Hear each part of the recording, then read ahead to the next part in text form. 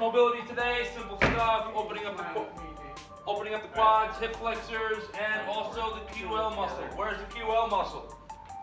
Right back here. So squeeze your glutes, press the hips forward, press your hip forward, and then reach toward the opposite knee. That is kneeling, or I should say maybe this would be better, lean toward the front knee.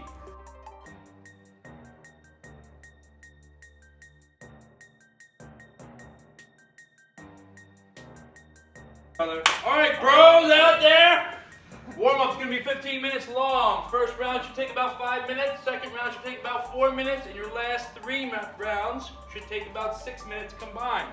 So as you start heading toward round 3, turn on the heat. But take your time in the first couple rounds, really get some blood flow.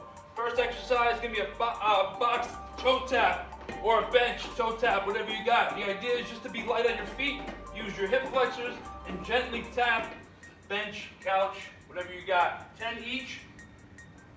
First exercise. Next up, Frankensteins. So try to keep your arms out parallel to the floor, and you're going to try to open up your hamstrings by bringing your toes toward your hands instead of bringing your hands towards your toes. Okay, we're going to open up the hamstrings and lower back with those. 15 each.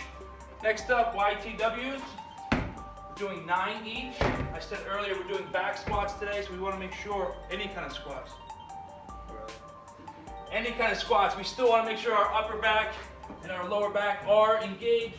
So YTWs, Y, T, and then a W, right? I'm going to suggest going all the way up, activating those muscles, doing one at a time. So do all your Ys, all your Ts, and then obviously all your Ws, okay? Instead of 1, 1, 1.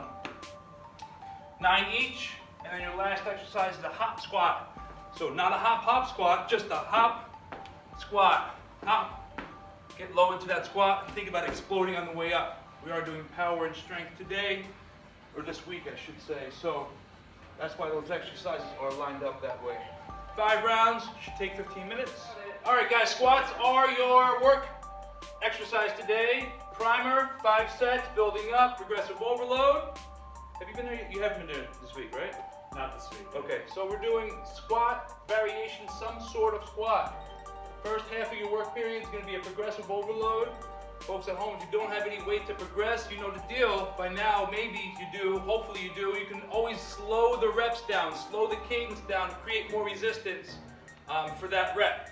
Guys, here obviously you have plenty of equipment, you have plenty of weights to progress, but choose which kind of squat you want to do for that. Take 5 sets. How many sets? 5, 10 to 2.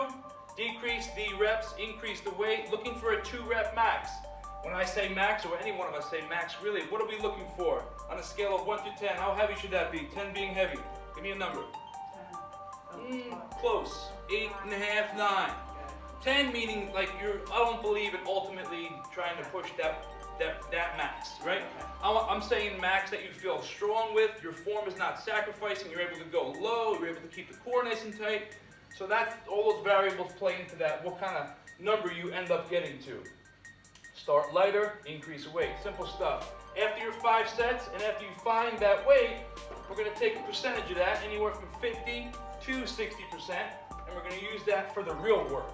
10 seconds, as many reps as possible, and then we're going to do a superset with a Roman sit-up. Okay? Does that make sense? And we're going to do 5 sets of that. That makes sense for everybody? James, you got that? Yep. You haven't been here? All right, cool. Now, give me some things that we're looking for in the squat. What do I look for, as well as the other coaches here, in the squat? Chest up. Chest up. Okay. When you say chest up, what are you referring to? What's the purpose of that? Because that can go a couple different ways. Like keeping your heart to the sky. Okay. Not. So just think about that, and I like that, but think about what that means, lifting your head up and chest up, heart to the sky. What is that doing for your lower back? Arching. Right, so you're breaking this core, right? So the biggest thing with any kind of squat or deadlift is keeping this tight. When your abs are tight, your lower back automatically contracts. And those muscles support your spine, which is really the main thing why we do all this stuff, is to protect our spine. So those muscles around it, when you brace down, you keep this nice and tight, these contract, now you're supported on that way down. Or front or back, whatever squat you decide to do. Now, chest up, rib cage up. Yes, if you're collapsing here, a cue sometimes is lift the rib cage up. But be mindful of overextending that, okay? Something else? Anybody else want to talk about what I'm looking for? There's no right or wrong answer. I'll give you a couple more seconds and then we'll get into it. Anything? Core is engaged, right? That's established. What's next? I'm just gonna do a front rack kettlebell squat. Hopefully I don't break my watch. Okay, so core nice and tight. That means what? Bracing down your abs, right?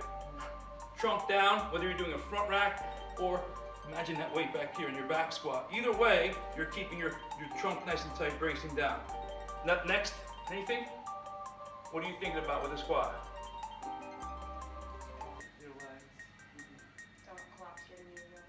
Don't collapse your knees in. Sometimes that's inevitable. Yeah, well, I'm looking for knees being tracked over the ankles, right? So good support system with the knees over the ankles. What's next? What starts the movement?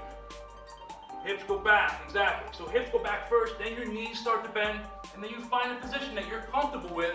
Again, getting back to what I said earlier, a strong position. So that may be different for each and every one of us, how deep you go and how low you go in that range. That's it for the squat. I can go on and on about the squat. All right, ladies and gentlemen, 20 seconds of work, 10 seconds of rest, times 8. 2 simple exercises, both body weight. Number 1, frog jump. Try to keep your hips low, maybe lower than mine because I'm super tight, but try to keep your hands down flat on the floor. 20 seconds of that. After your 10 seconds of rest, you're doing 20 seconds of high knees. Rinse and repeat times 4. So that would be 1 round. We're doing 4 of those. Or if you're looking at 20 seconds of work, 10 seconds of rest, we're doing 8. However you count it up, it's going to be 4 minutes of work. Let's go.